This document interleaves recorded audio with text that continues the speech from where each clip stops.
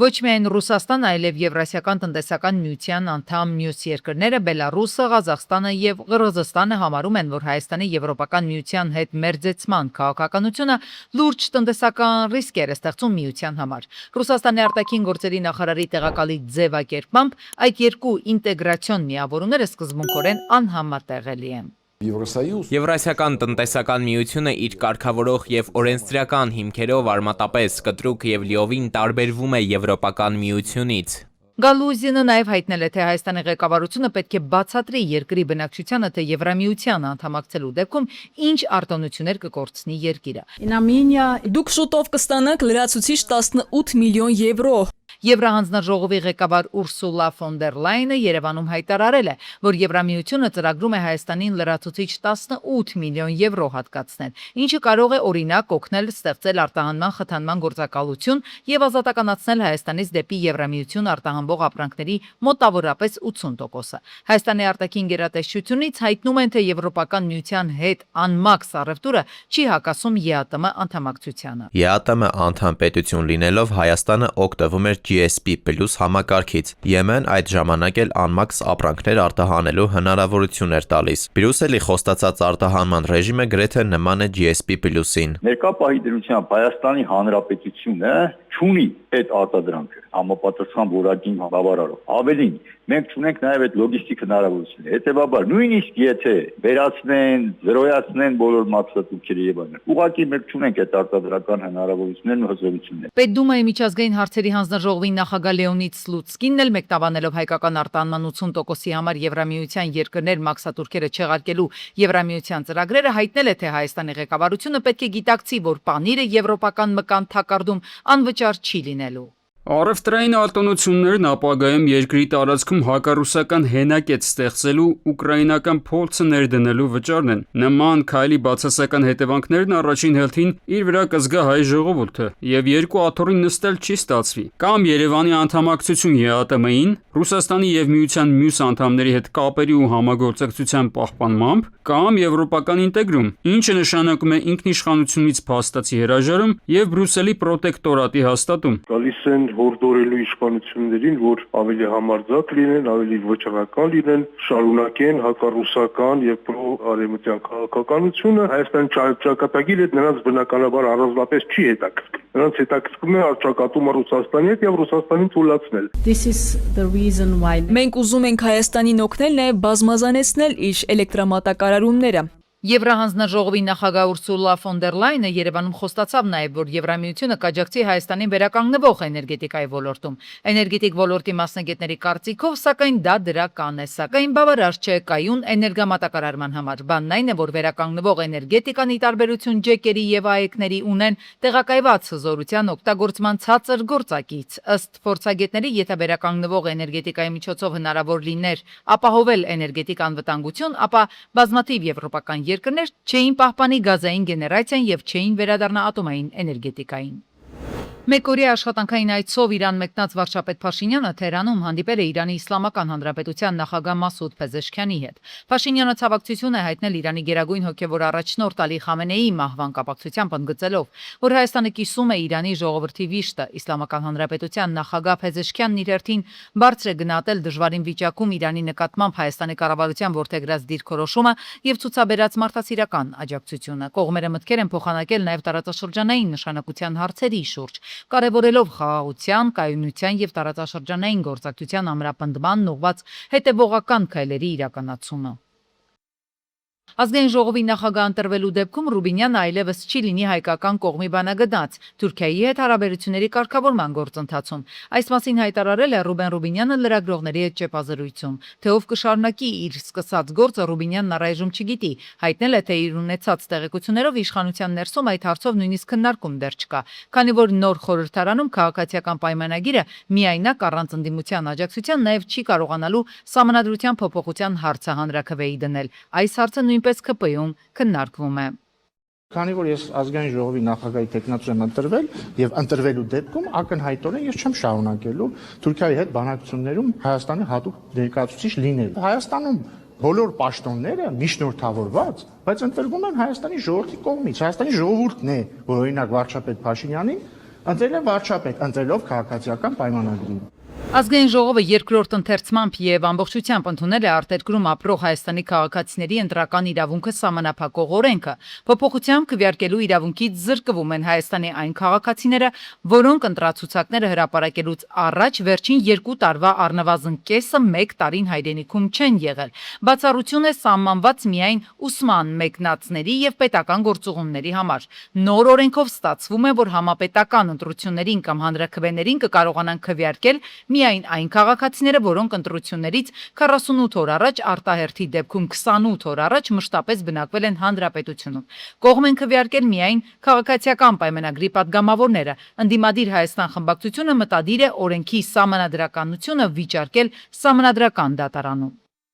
Ստորջրյա մշակութային ժառանգության պաշտպանության ՅՈՒՆԵՍԿՕ-ի կոնվենցիան վավերացնելու համար խորհրդարանի ամբիոնի մոտ կանգնած մշակույթի նախարարին ընդդիմադիր падգամավորը հարց ունի ոչ միայն ստորջրյա մշակութային ժառանգության պաշտպանության վերաբերյալ։ Ինձ հետաքրքիր է մշակութային ժառանգության եւ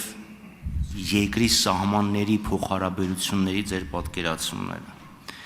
Այսինքն արդյոք մշակութային ժառանգությունը ազգային եւ կրոնական սահմանափակվում է երկրի պետական սահմաններով։ Սեփական պատկերացումների մասին նախարարը չի կիսվում, միայն Հայաստանի օրենսդրությանն է հղում, որն էլ իր խոսքով շատ հստակ սահմանում է այն, ինչի մասին պետք է խոսեն։ Հայաստանի Հանրապետության մշակութային ժառանգության իմաստով օրենսդրությամբ շատ հստակ է, մենք ինչի մասին ենք խոսում եւ մեր նախարարությունը ակտիվ քայլեր է վարում այդ մշակութային ժառանգությունը պահպանելու, հանրահռչակելու եւ ներկայացնելու ուղղությամբ։ Ժաննա Անդրեասյանը շատ լավ հասկացել էր, թե ինչ է ակնարկում ընդդիմադիր падգամավորը, սա հենց իր ձևակերպմամբ։ Ավելի պարզ բացատրեմ, արդյոք Հայաստանի Հանրապետության կառավարությունը, մշակույթի նախարարությունը պատասխանատու չի համարում իրեն Հայաստանի Հանրապետության տարածքից դուրս գտնվող հայկական մշակութային կրոնական ժառանգության հուշարձանների պահպանության համար։ Նոր պատասխան չունի նախարարը, վստահ է, ընդդիմադիր падգամավորը իրենից լավ գիտի այն, ինչի մասին հարցնում է։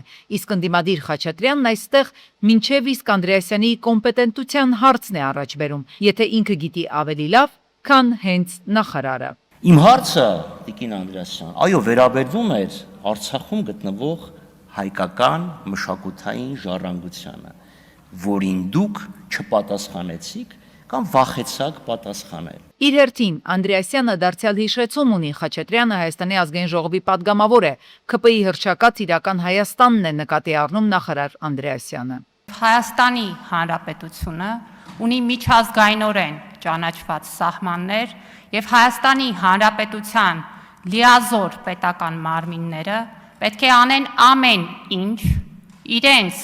տիրույթում գտնվող Հայաստանի Հանրապետության նշված ոլորտի հարցերը լուծելու համար։ Իրական եւ պատմական Հայաստանների բախումն այսքանով հատում է եզրագիծը խորհրդարանում գոնե այսօր։ Ինչ վերաբերում է օրակարգ հասած իշխանության աղմկահարույց առաջարկներից երկուսին, տեղական եւ համապետական ընտրություններին, հանրաքվեներին մասնակցելու իրավունքը սահմանափակելու եւ падգամավորական երթման տեքստը փոխելու նախագծերին, ապա դրանց քննարկումը երկրորդ ընթերցմամբ միայն մի քանի րոպե է տևում։ Նոր առաջարկներ չեն եղել, հետեւաբար հարցեր լինել չեն կարող, փոփոխություններն էլ միայն տեխնիկական բնույթի են։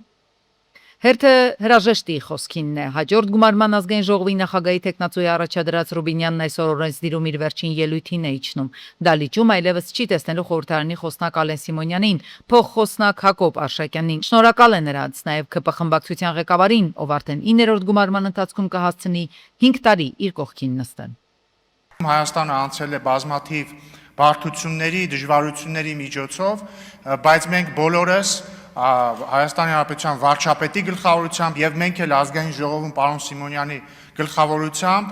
հասել ենք մեր ամենակարևոր խոստման կատարմանը, խաղաղությանը։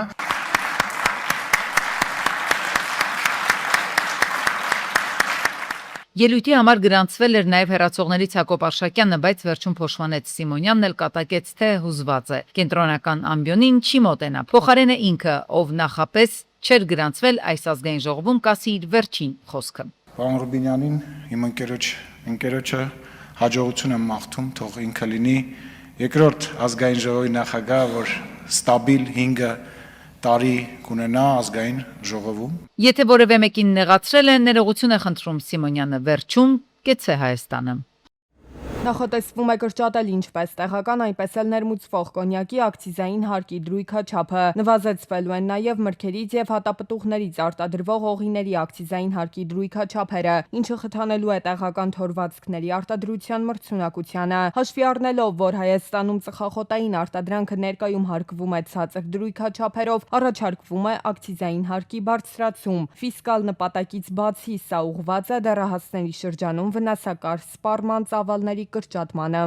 Հուլիսի 3-ին Ադրբեջանի տարածքով Ռուսաստանից դեպի Հայաստան է ուղարկվել 14 վագոն ցորեն։ Սա ընթացիկ ամսվա առաջին պլանավորված խմբաքանակն է, որն անցնում է տարանցիկ երթուղով։ Հիշեցնենք, որ հունիսի վերջին Ադրբեջանի տարածքով Հայաստան էր ուղարկվել 490 տոննա ռուսական ցորենի խմբաքանակ։ Հայաստանը 2020 թվականից Եվրոպայի ավիացիոն անվտանգության սև ցուցակում է։ Ավիացիոն անվտանգության գործակալության մասնագետները 2019-ին ավիացիոն անվտանգությանն առնչվող խնդիրներ էին հայտնաբերել, ինչից հետո էլ Հայաստանին սև ցուցակում են ընդգրկել։ Այս տարվա սկզբին տարածքային կառավարման եւ ենթակառուցվածքների նախարարը լրագրողներին հայտնեց, որ Հայաստանի ավիավոլորտը Եվրամիության սև ցուցակից դեռևս դուրս չի գա, քանի որ խախտումներ են հայտնաբերվել։ 2025-ի աշնանը Եվրամիության նոր աուդիտից հայտնի դարձավ, որ արձանագրված բացերը վերաբերում են ավիացիայի կոմիտեի օդանավ շահագործողների սերտիֆիկացման եւ վերահսկողության գործառույթի իրականացմանը, թերությունները պայմանավորված են որակի ապահովման համակարգի ոչ ամբողջական կիրառմամբ։ Քաղավիացիայի ոլորտում որակյալ մասնագետներ չկան,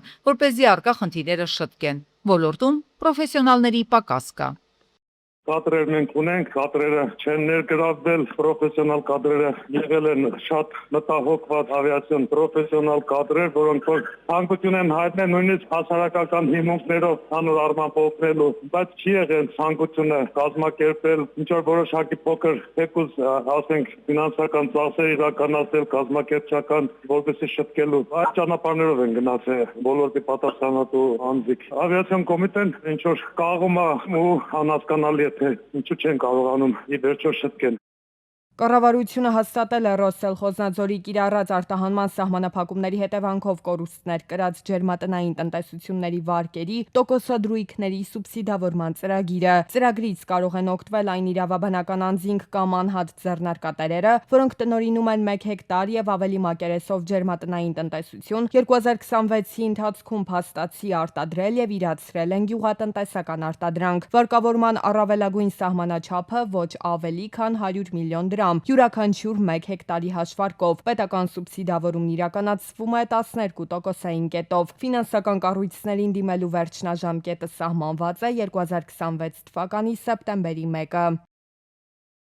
Կիբերհանցագործության զոհ դարձած քաղաքացիները այս անգամ էլ քննչական կոմիտեի դիմաց են իրականացրել իրենց բողոքի ակցիան։ Հայաստանում կիբերհանցագործությունների դեմ պայքարը փաստացի տապալված է, հայտարարել են ակցիայի մասնակիցները ու հավելել, որ համակարգչային գողություններով ձեռք բերված տասնյակ միլիոնավոր դրամներ, վերջին տվյալներով եւս 30 միլիոնը, դրանից առաջ 670 միլիոն դրամը իրական տուժողներին վերադարձնելու փոխարեն փոխանցվում են պետբյուջե։ Պաշտոնական պատճառաբանությունը այն է, թե հանցագործությունները կատարվել են արևմտյան երկրների քաղաքացիների դեմ եւ տուժողներին նույնականացնելը դժվար է։ Տուժածների կարծիքով սա անհիմն արդարացում է։ Խնդիրը ոչ թե օրենսդրական բացերն են, այլ քաղաքական կամքի բացակայությունը։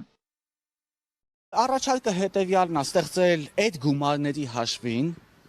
արդեն նշեցի ինչ գումարներ, կարծում եմ հասկանալի է, ստեղծել պետական ֆոնդ, որ եթե դուք քաղաքացիներին տուժող եք ճանաչում, ապա ենթադրվում է, որ տուժողների իրավունքները պետք է վերականգնվեն եւ վերականգնվի հենց այդ ֆոնդի հաշվին։ Ինչա դուք կարծում եք Միացյալ Նահանգներում չկա կիբերհանցագործություն, կա եւ տասնակի, բազմակի անգամ ավելի շատ, բայց դուք կարծում եք, որ Միացյալ Նահանգների $1 կարապետությանը ուտի իր անգործությամբ։ Հանրային լողափերում մեկնարկել է ուժեղացված ծառայությունը, ներքին գործերի նախարարությունից նշում են, որ ոստիկանության պետն ու փրկարար ծառայության տնօրենը հետևել են ծառայության կազմակերպման ընթացքին։ Իրանի հետ բանակցությունների ընթացքում Միացյալ Նահանգները հասել է իր գրեթե բոլոր նպատակներին, այս մասին հայտարարել է Դոնալդ Թրամփը։ Նա նաև հավաստիացրել է, որ ինքը Իրանի դեմ տարիներ տևող ռազմական արշավ իրականացնելու ոչ մի ձգտում չունի։ Ինձ թվում է, որ նրանք համաձայնել են գրեթե ամեն ինչի, ինչ մեզ անհրաժեշտ է։ Դա ճիշտ է։ Մենք Վիետնամում ենք 19 տարի, մենք Աֆղանստանում ենք մոտ 10 տարի։ Մենք հավերժ պատերազմել ենք Կորեայում։ Նույնիսկ չեմ ցանկանում հիշատակել առաջին եւ երկրորդ համաշխարհային պատերազմները։ Մենք շատ տարիներ գտնվել ենք յուրաքանչյուր պատերազմի մեջ։ Իսկ այստեղ ես գտնվում եմ 4 ամիս, եւ ինչի եմ հասել ես։ Ես նրանց ջախջախել եմ ռազմական առումով։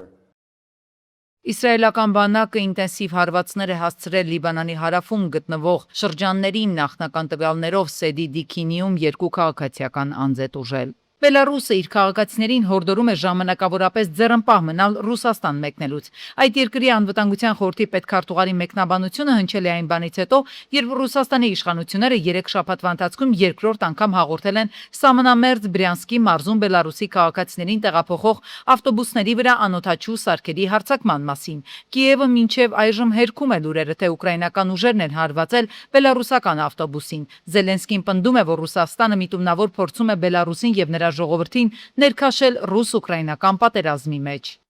Ֆրանսիայի հարավում եւ հարավ-արևմուտքում անտառային խոշոր հրդեհներն են բնակավայրերից մեկից 3000 մարդ է տարհանվել, կրակը ոչնչացվել է, տասնյակ ավտոտնակներ եւ փոքրիկ ամառանոցներ, մեկ տարածքում բռնկված հրդեհի հետևանքով այրվել է մոտ 9 քառակուսի կիլոմետր բուսածածկ տարածք, հրդեհաշիջման աշխատանքներին հարյուրավոր հրշեջներ, տեխնիկա եւ ինքնաթիռներ են մասնակցում։ Հրդեհներն առաջացրել են երկարատև շոկի եւ երաշտի հետևանքով։ Հուլիսի 3-ին ողբերգական դեպք է տեղի ունեցել Արմավիրի մարզում, Երևան-Արմավիր ճանապարհին բախվել են Հոնդա մոտոցիկլը ու ՎԱԶ-2107-ը։ Մոտոցիկլը կողաշրջվել է օպերատիվ անժամնած Վաղաշապատ բժշկական կենտրոնի շտապօգնության բժիշկների հերթապահումն արձանագրել է մոտոցիկլավարի մահը։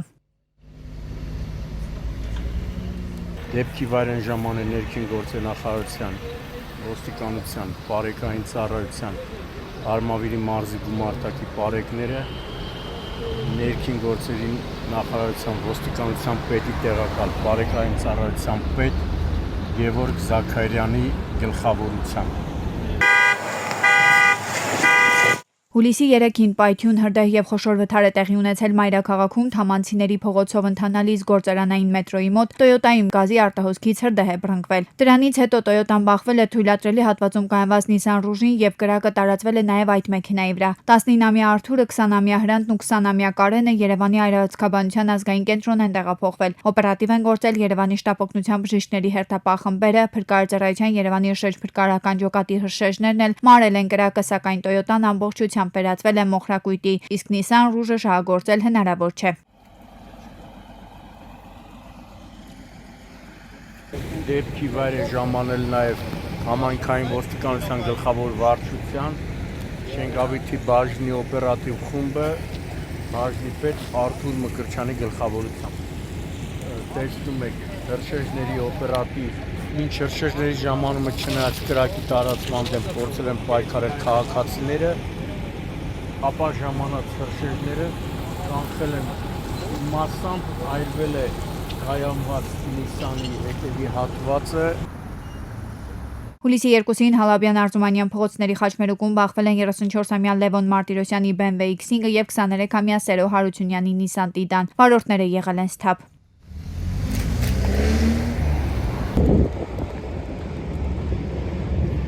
Հուլիսի 2-ին Եղվարդ-Աշտարակ ճանապարհին հրդեհ է բռնկվել տախտակներով բարձված Ռենո կցորդիչով Բեռնատարում։ Եղվարդի շրջփրկարարական ջոկատից 1 մարտական հաշվարկ եւ 2 ջրատար է ժամանել։ Հրշեջներին հաջողվել է մարել Բեռնատարում առաջացած հրդեհը, սակայն մեքենան վերածվել է մոխրակույտի, իսկ կրակն ու ծուխը տեսանելի էր մի քանի 100 մետրից։